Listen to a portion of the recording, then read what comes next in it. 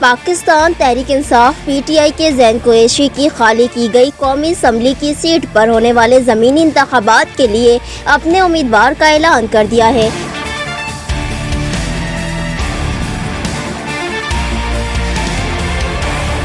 یہ اعلان جمعرات کو پی ٹی آئی کے نائب صدر شاہ محمود قریشی نے ملتان میں ایک پریس کانفرنس میں کیا تھا۔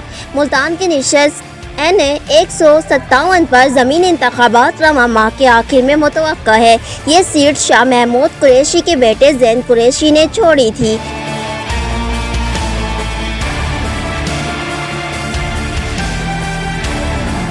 اور وہ پچھلے ماہ ضمنی انتخابات میں پنجاب اسمبلی کے رکن منتخب ہو گئے تھے۔ To watch more videos, please subscribe to our YouTube channel and click the bell icon.